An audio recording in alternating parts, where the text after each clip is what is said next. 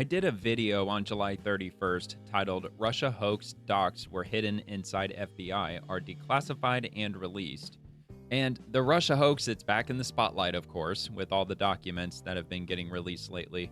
So I received a comment from Ghost of Thor. Hey, do you know anything about Uranium One? I feel like this whole Hillary Clinton thing is about Uranium One, but not many people are talking about that aspect here. Actually, I've got a little bit bigger there. Um, so he brought this up, and I completely forgot about Uranium One, and it's something that I haven't seen mentioned anywhere recently, which Uranium One, it's a company that acquired another company called Eurasia Energy, which was founded by a Canadian by the name of Frank Giestra, who donated a shitload of money to the Clinton Foundation, like tens of millions of dollars. I think maybe even over $100 million. So when I came across the name of the book Clinton Cash, when I was reading up on this briefly, that's when I started to remember this whole controversy going on. So first, I'll go over here to Grok. I asked, who is this Frank Giestra? And, well, I actually asked what his ties are to Uranium One. And so it said that Frank Giestra founded Eurasia Energy, which merged with Uranium One back in 2007. He sold his shares that year before Uranium One's 2010 sale to Rosatom. So Giestra donated $31.3 million to the Clinton Foundation back in 2006, and he pledged $100 million in 2007, which raised questions, of course, about potential influence, although he denies any connection to the Rosatom deal. And so I went a little bit further. Let me go back here. Let's see. Oh, I hate it when it scrolls to the bottom. No, let's go back up to the top here. So I asked, why did Frank Giestra donate $31.3 million to the Clinton Foundation? And it says Frank Giestra's $31.3 million donation to the Clinton Foundation in 2006 has been the subject of much scrutiny and speculation, with various sources providing context, but no definitive evidence of a single motive. Giestra is a Canadian mining financier and philanthropist. He has stated that his donation was driven by a shared interest with Bill Clinton in addressing global issues like poverty and HIV/AIDS, emphasizing their friendship and mutual commitment to philanthropy. This aligns with his broader charitable events, such as founding the Clinton Giestra Enterprise Partnership. I mean, dude, like they founded a freaking partnership together in 2007. That's how tight these people are, which aim to alleviate poverty in developing regions, particularly in areas affected by the mining industry. So, however, the timing and context of the donation, they've raised questions, particularly due to Giestra's business dealings. Back in 2005, he traveled with Bill Clinton to Kazakhstan, where he secured a significant uranium mining deal for his company, Eurasia Energy. Now, what the hell is Bill Clinton doing securing freaking uranium deals in fucking Kazakhstan? I mean, he's a former president. Like, what the hell is he doing, like, securing freaking, nuclear energy deals? I mean, what the hell are we doing here? So let's see. So shortly after that, the $31 million donation was made, followed by a pledge of $100 million in 2007 after Eurasia was acquired by Uranium One for $3.1 billion. And critics, including some media outlets and political figures, they've suggested the donation could be linked to the Kazakhstan deal. Well, it seems kind of obvious that it probably does. And it implies a possible exchange of influence, especially given the subsequent Uranium One sale to Russian interests in 2010, which required U.S. government approval during Hillary Clinton's tenure as Secretary of State. But despite the allegations, there's no conclusive evidence of wrongdoing. It has been found, none of it. Investigations, including an FBI probe and a Justice Department review, which they started in 2017, they found no substantiation for claims of a bribery or pay-to-play scheme. How convenient. Giestra has denied that the donation was tied to business transactions. Oh, okay. Asserting that his relationship with Clinton was purely philanthropic and not influenced by political or business favors. Yeah, but dude, it's only for philanthropy, but I mean, why the hell was Bill Clinton going with you to fucking Kazakhstan to make a uranium deal? I mean, all right, okay. So Bill Clinton has also defended Giestra. Of course he has, because Giestra gave him tens of millions of dollars. Well, his wife's foundation, stating their friendship was rooted in shared charitable goals and that Giestra did not need his help for business success. Okay. So Anyway, so it goes on a little bit longer. Let's see. His donation was part of a broader pattern of contributions to the Clinton Foundation, including a $100 million pledge and half of his future mining earnings to the CGEP, which focused on sustainable development in Latin America and beyond. His involvement in mining and his global network likely amplified his ability to support such initiatives, and his donation may reflect both personal wealth and a strategic alignment with the foundation's goals. In summary, while Giestra claims his donation was motivated by philanthropy and a shared vision with Bill Clinton, the timing relative to his mining deals has fueled speculation of ulterior motives. You think? Without concrete evidence, though, these remain unproven allegations, and the donation is best understood within the context of Giestra's extensive charitable work and his relationship with the Clintons. So I decided to ask, well, what other large donations has this dude made? So it mentions the 31.3 million in 06, and then of course there's others that he made. Let's see, from 2007 and beyond. So he pledged $100 million to the Clinton Giestra Sustainable Growth Initiative, which is now Accesso. That might be worth looking up to see what that's all about today. A partnership with the Clinton Foundation aimed at poverty alleviation, blah, blah, blah. It was matched by a $100 million donation with Carlos Slim, the richest. Once upon a time, I think he was the richest man in the world, but he's obviously the richest man in Mexico. Let's see. So Giestra has supported agribusiness in countries like Colombia, El Salvador. Yeah. So the Radcliffe Foundation contributions. Foundation, let's see, in 1997, donated significantly to various causes. The foundation contributed $66 million directly to the Clinton Foundation, making Giestra one of its top donors. An additional $35.4 million. Like, this is all these are all different donations, man. Because the original one was what, 32 or 31.3, right? The first one was 31.3. And then now they're talking $66.4 million going to, you guessed it, the Clinton Foundation. And then another $35.4 million going to the Clinton Giestra Enterprise Partnership, which is very, very interesting. So then it goes on to talk about other stuff like $5 million to Streeto Home Foundation, and then $1.5 million to University of Ottawa. I mean, like, that makes sense because the dude's a Canadian. I mean, why is a Canadian making these like giant donations to a country that he's not even a citizen of? I don't really get that.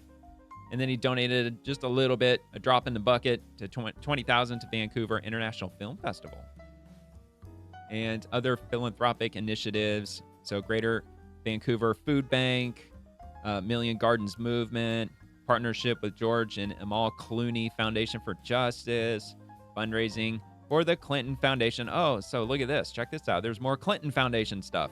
Beyond his personal donations, Giestra organized a 2006 fundraiser for Bill Clinton's 60th birthday in Toronto. Bill Clinton celebrated his birthday in Toronto. Oh my God, dude. Oh, but there's no evidence that they're like tied to any nefarious business. Raising approximately $20 million from investment community high rollers for the Clinton Foundation. Dude, talk about a fucking big-ass birthday party. You go to a birthday party and they bring $20 million to it. Yeah, okay. All right. And then the context and the scrutiny. Of course, they talk about the whole possible ties that I essentially covered just a little bit ago. And then I decided to ask, I'm not sure if this would really have had a whole lot of relevance, which I didn't really go through the weeds with it, but where has the Clinton Foundation been most effective? And then, of course, it gives just the generic answers, like it's like in Haiti and Latin America and HIV, access to medications to poor countries. There's like Rwanda, Nigeria, and Ethiopia. Dude, this would be probably an extremely deep rabbit hole to dive down into, just to dig it through and see if all of this stuff is actually verifiably true. If millions of dollars or maybe even hundreds of millions of dollars was actually like put to all of these causes, these organizations, these situations. And that actually reminds me, how much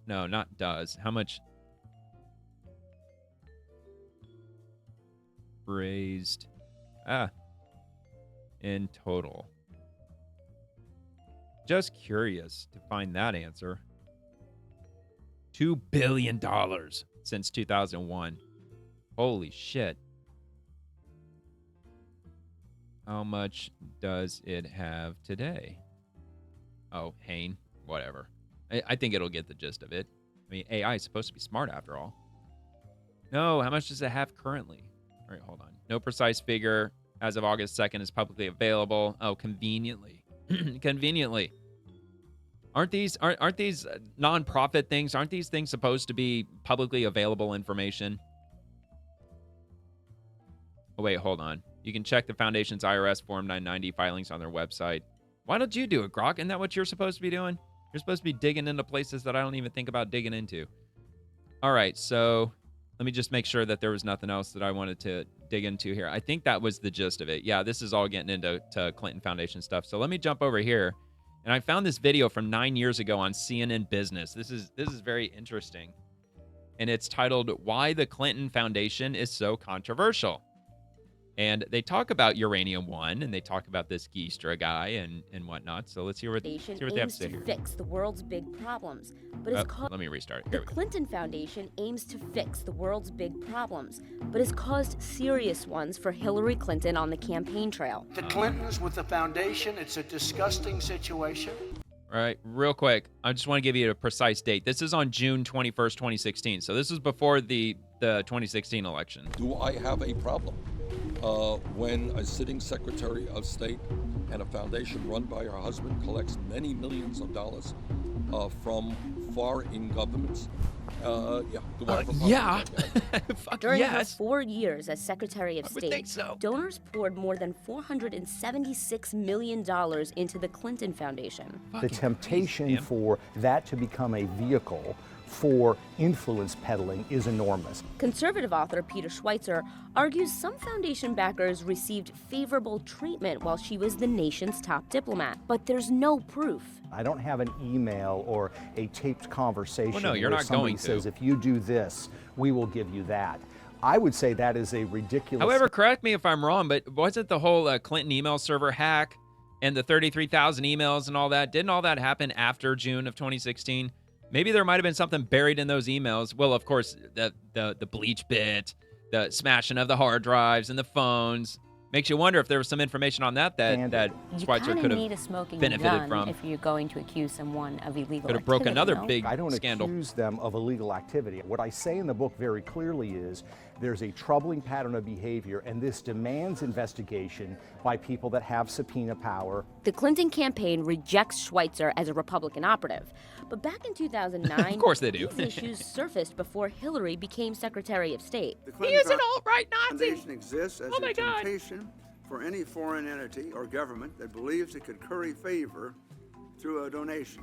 That's why President Obama required the foundation to publicly release its funding sources and And this is where it gets a little interesting. flag any foreign donations for State Department review. But that didn't happen on at least one occasion.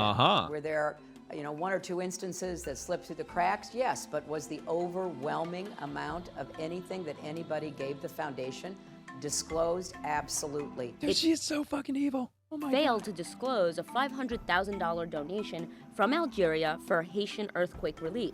Yeah, did I break a couple of laws? Well, yeah, but where some people just mysteriously Control-Alt-Deleted? Well, yeah, but Millions from a Canadian partnership. Other mistakes include not reporting as much as $26 million from foreign governments and corporations for $26 million that she did not report from foreign governments. We're not talking the Canadian businessman. We're not talking private individuals. We're talking foreign governments that she refused to disclose, which Obama insisted she do, and she didn't.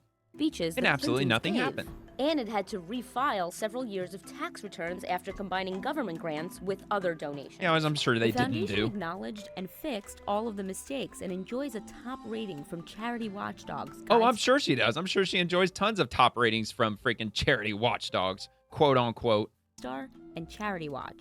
After Hillary announced a bid for the White House, the foundation took additional Charity Watch. I measures. would love to know who's actually running those things. Or do they happen to be progressive activists or left-wingers, or are they truly nonpartisan? I mean, these activist watchdog groups. I don't know, man. Something stinks about to that. allay concerns about transparency. The foundation restricted the number of countries it would take donations from to only 6, and it started disclosing donors quarterly. All the but white even countries. some supporters say that's not enough. I think it would be important for her to make clear right now that if she's president, that the foundation will not take money from any foreign interests and will not take money from anybody, whether Well, it's an forgive me for individual or believing a you to be company full of that shit. does business with the United States government or plans to do business with the United States government. Does that make them viable right. to operate as a foundation anymore? No, you know how they'll get away with that? They'll get around that just like Nancy Pelosi did with her hundreds of millions of dollars. She'll say, well, I wasn't involved with it. That was my husband. My husband was getting involved with it. And that's exactly what they would do. They would continue getting money from foreign governments while Hillary Clinton was president. And that's what she would do. She would say, well, that's not my dealings. That's what my husband does. My husband is the philanthropic one. So is it might not It's the same thing make Nancy the Pelosi foundation fucking just said viable, but recently, if you like wanna just be the other president day. of the United States, there are just certain things that your family cannot do. That's Well, they're doing the it price of seeking the presidency. Christina Alessi, CNN, New York. Oh, man, dude. It's fucking a rabbit hole, dude. So this came out in 2017. This is the Obama-era Russian Uranium One deal. What to know. So as federal investigators continue to look into the Russian interference in the 2016 presidential election, prosecutors are also probing an Obama-era sale of uranium mining company. Attorney General Jeff Sessions last year directed, I can't zoom in that far, I guess, to look into the sale of Uranium One to a Russian company, a transaction that President Trump has called the real Russia story. The Hill reported that Russian officials engaged in a racketeering scheme to further its energy goals in the U.S., and an FBI informant recently told congressional committees that Russia paid millions to a U.S. lobbying firm in an effort to influence then-Secretary of State Hillary Clinton to make sure the deal was successful. In 2013, Rosatom, backed by the Russian state. Now, remember that from earlier. Remember, what's his name here? Let me go back to it just to refresh your memory. Let me go back to this one. So Frank Giestra founded Eurasia Energy, which merged with Uranium One in 2007. So those companies merged in 2007 with, with Uranium One. Hold on. No, wait. Rosatom. I think your Rosatom acquired. Yeah, here it is. He sold his shares that year before Uranium One's 2010 sale to Rosatom. All right. So it's all connected together. At least it appears to be so. So, backed by the Russian state, Rosatom acquired a Canadian uranium mining company, Uranium One, which has assets in the U.S. uranium, is a key material for making nuclear. Yeah, we know that. Through the deal, Russia is able to own about 20% of U.S. uranium production capacity. What? However, that's kind of where it all ties in, because she was Secretary of State. I mean, was she in 2007? I don't know. I think she was in 2010, though, wasn't she? Pretty sure she was. But anyway, Colin Chilcote, an energy affairs specialist who has written extensively about Russia's energy deals, said the company only extracts about 11% of uranium. The deal doesn't allow for that uranium to be exported at all. It's not like leaving the U.S., somehow finding its way to more insidious players. Let's see. Hold on. So why is it controversial? Some investors reportedly donated millions of dollars to the Clinton Foundation.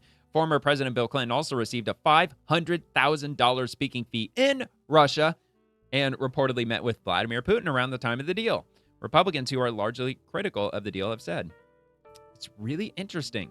The FBI had looked into the agreement and uncovered that some Russian nuclear industry officials were engaged in nefarious dealings, which included extortion, bribery, and kickbacks. Evidence of wrongdoing by Vadim Mikarin, the Russian official overseeing Putin's nuclear expansion in the U.S., who was eventually sentenced to prison, was discovered by the FBI before the deal was approved, according to the Hill. Author Peter Schweitzer, who wrote about the deal in his 2015 book, Clinton Cash, told Fox News there's no evidence that people involved with approving the agreement knew that the FBI had an ongoing investigation into it. But White House Press Secretary Sarah Sanders told Fox News if anyone colluded for a foreign government in the 2016 election, it was the Clinton campaign and the Democrats. So what did the informant reveal? Douglas Campbell, the FBI informant, alleged that Moscow paid millions of dollars to a lobbying firm to help Bill Clinton's charities in order to influence Hillary Clinton, who was then former Barack Obama's Secretary of State. Campbell made the claims in a 10-page statement given to the Senate Judiciary Committee, House Intelligence Committee, and House Oversight and Government Reform Committee. Campbell said Russian nuclear officials told me at various times that they expected APCO to apply a portion of the $3 million annual lobbying fee it was receiving from the Russians to provide in-kind support for the Clintons' global initiative. You got to be kidding. The contract called, or your real Russian story, is uranium. The contract called for 4 payments of $750,000 over 12 months. Campbell said in a statement, APCO was expected to give assistance free of charge to the Clinton Global Initiative as part of their effort to create a favorable environment to ensure the Obama administration had made affirmative decisions on everything from Uranium One to the U.S.-Russia Civilian Nuclear Cooperation Agreement. APCO Worldwide, is a global public affairs consulting agency. In a statement to Fox News, APCO said Campbell's allegations are false and unfounded. The key issues at stake in this investigation are all about intent and knowledge.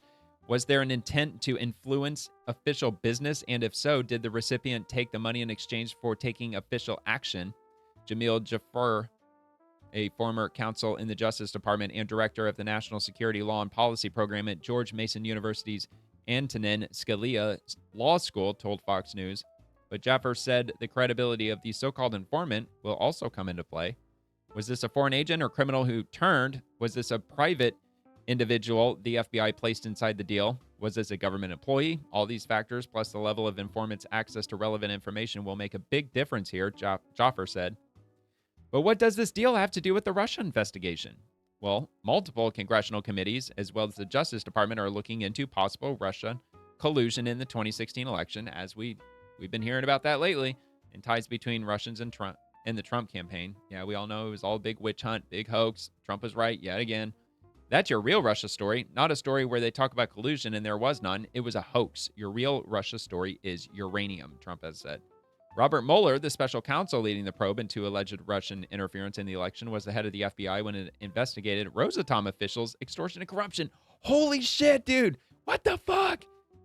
He was the head of the FBI when it investigated Rosatom officials' extortion and corruption. I didn't know that. Did you know that? Maybe you did. I didn't know that. And the investigation was led by then Assistant FBI Director Andrew McCabe, then U.S. Attorney Rod Rosenstein. Rosenstein is now the Deputy Attorney General. McCabe, until last month, was the Deputy Director of the FBI. Mueller's investigators in the Russia probe report to Rosenstein. Dude, I wonder if any of this is somehow or happens to be buried in all of those burn bag documents. Maybe it wasn't, but it just makes me wonder if that's what Kash Patel meant today when he was talking about releasing a whole bunch of information directly in the FBI. Let me bring that up so I can show you that. I mean, that was quite interesting. That's actually the thumbnail of the video I did earlier tonight. Let's see, where is it? Let me see if I can find it. Oh, you know what? I probably just passed it. Let me go back up here. No, that was the other one. Oh, shit, man. Where the hell did it go? What the fuck? Well, here, let me just do this. This will be easier. Here we go, because it's up here near the top here. Yeah, here it is. In 2017, 2018, I proved the Steele dossier was fictitious intelligence weaponized by corrupt FBI officials to deceive a federal judge and unlawfully spy on then presidential candidate Trump's campaign, all paid for by his opponent. The media called me a liar. Now I'm the FBI director. We just uncovered burn bags in a room filled with hidden Russiagate files, including the Durham Annex, and declassified them. Once again, I released the prior FBI's own documents and exposed the truth. The same media is calling me a liar again. Now here's the bomb. Maybe this FBI will release more documents directly from FBI headquarters so we can see who is lying. Wouldn't want to deprive the fake news of more bogus Pulitzers. Now, I wonder if possibly if some of those documents may somehow start tying in to this Uranium One, the Clintons, their involvement with that philanthropist in Canada, and like all of this stuff that this report is detailing. Because I would really like to see if they can end up tying all this together, because I'm sure it's all tied together.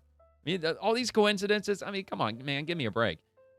So, all right, so where the hell was I? The special prosecutors instructed by the Justice Department to investigate certain issues pertaining to the Uranium One deal will also report to Rosenstein and Sessions, according to a letter obtained by Fox News. Congressional committees are looking into whether Mueller informed the Obama administration, particularly those tasked with approving the Uranium One deal prior to CFIUS approval, in her attempt To discredit reports of the controversy surrounding the Uranium One deal, Clinton said Trump and his allies are diverting from the investigation.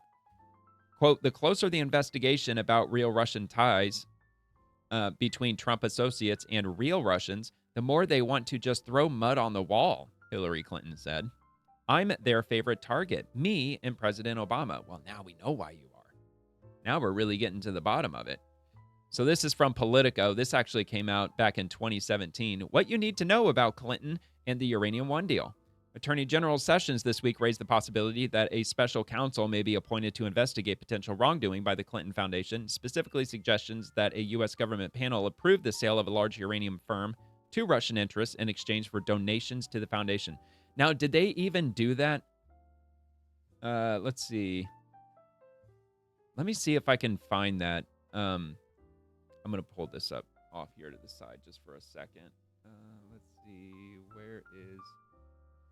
Well, actually, here, I'll leave that up here and I'll move this over because I'm just going to try to word it in a way that I can try to get like a decent answer out of this. Oh, what the hell?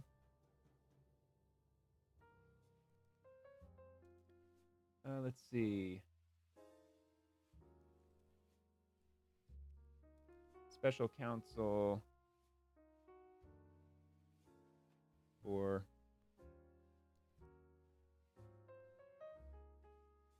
let's see if I bet he didn't. But I honestly don't know. I can't remember. He did not. He did not. Now, why didn't you, AG Jeff Sessions? Why the fuck didn't you? He did not launch a special investigation into the Clinton Foundation. In November 2017, he directed senior federal prosecutors to evaluate certain issues raised by Republican lawmakers, including allegations related to the Clinton Foundation and the Uranium One deal. Now it makes me wonder, like, where does Jeff Sessions tie into all this? Like, did he do some sort of dealings or involved in something back in the 2000s? These prosecutors were tasked with recommending whether any new investigation should be opened or if a special counsel was warranted. However, in March 2018, Sessions announced that no special counsel would be appointed, as U.S. Attorney John Huber was already investigating these matters alongside the Justice Department's Inspector General. Oh, yeah? So...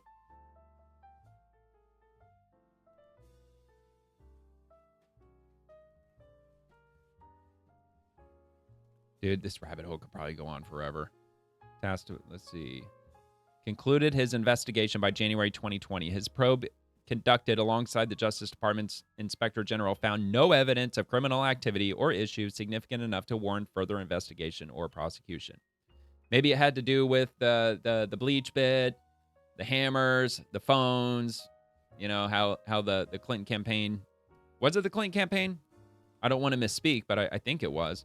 Who destroyed all that evidence, plus the email server. But I think the email server, I think the opposite happened, right? I think they actually uncovered a lot of shit from that, as opposed to it just getting destroyed. All right. Well, there's that. So anyway, let's go back to that Politico article here. Oh, yeah, that's right. I put it over here.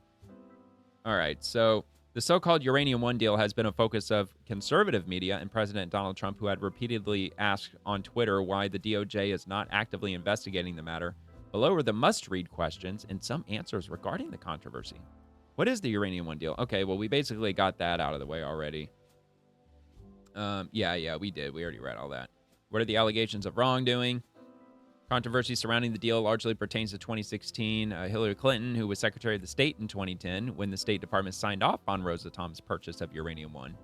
She was Secretary of State at the time. And they're trying to say that's all coincidence. She was Secretary of State at the time, and that Canadian dude who owned the Eurasian company that merged with Uranium One, he donated over $100 million to Hillary Clinton and Bill Clinton. And then Uranium One merged with Rosatom. And that was while Hillary Clinton was Secretary of State. And you just can't just say that this is just a big old coincidence. They're way too close to all this. I mean, they really are. It's unbelievable that they didn't further investigate this, that they're like, well, there's just not enough evidence. I guess we're just not. I mean, maybe there wasn't. Again, it was probably smashed up and bleach bitted. Several of Uranium One's owners were also donors to the Clinton Foundation, giving $145 million to the charitable foundation, and critics have alleged that Clinton greenlighted the sale to appease donors to her family's charity. Connections between Clinton Foundation donors and Uranium One were first published in 2015. Yeah, Clinton Cash, we get it. The allegations resurfaced last October when The Hill reported that the FBI was investigating Kremlin bribery, kickbacks, extortion, and money laundering designed to grow Vladimir Putin's atomic energy business inside the United States. It's really funny who's really working with the Russians. They were blaming Donald Trump with being this big Russian asset, but it seems like maybe, perhaps, common sense might lead you to conclude that it was Hillary Clinton who was the Russian asset, not Donald Trump. Just goes back to the old saying, everything the Democrats accuse Republicans of, or anything Democrats accuse anybody of, the opposite tends to be true. As PolitiFact, I mean, yeah, like the whole, I know you are, but what am I? But in their case, they're actually the guilty ones. As PolitiFact had laid out in great detail, there's no direct evidence of a quid pro quo among Clinton, the State Department, Rosatom, and the Clinton Foundation donors with ties to Uranium One. Clinton had repeatedly denied any involvement in the State Department's approval of Uranium One, so yeah, of course you will, insisting that such approval was granted at lower levels of the department and would have not crossed the secretary's desk. I mean, it also kind of ties the email server in, because she was operating that email server, which is illegal. If you're a government official, every single email that you send has to be captured by the federal government's servers, and it has to be stored, cataloged, stored, and made as a matter of public record, at least as much information that's not considered top secret or classified. And she set up that private email server so she could subvert that capture process, so she could send emails and receive and send communication that the government wouldn't have any way of knowing about, which is why it was stored in some closet somewhere in her house or whatever. And that was, I believe that was when she was Secretary of State. I mean, am I wrong on that? I don't think I am. So, but anyway, yeah, let's see, is there anything else here? Jose Fernandez, who was the Assistant Secretary of State for Economic, Energy, and Business Affairs when the Uranium One deal was approved, told the Times that Clinton never intervened with me on any matter. So beyond the State Department, 8 other government agencies approved the Uranium One sale. Very interesting. Why is concern about this controversy being raised now? Well, I mean, again, this was back in 2017. So Sessions tries to distance himself from Trump advisors, Russia talks. What about a special prosecutor, which we already found out that they didn't go anywhere with that. So that's basically it for that one. I did come up with this on factcheck.org, October 26, 2017. So I was just going to read just this section here. Clinton Foundation donations and Bill Clinton's speaking fee. Let's see. Clinton's role in the Uranium One sale and the link to the Clinton Foundation first became an issue in 2015 when news organizations received advance copies of the book, Clinton Cash, we get it. April 23rd, 2015, the New York Times wrote about the uranium issue, saying the paper had built upon Schweitzer's information.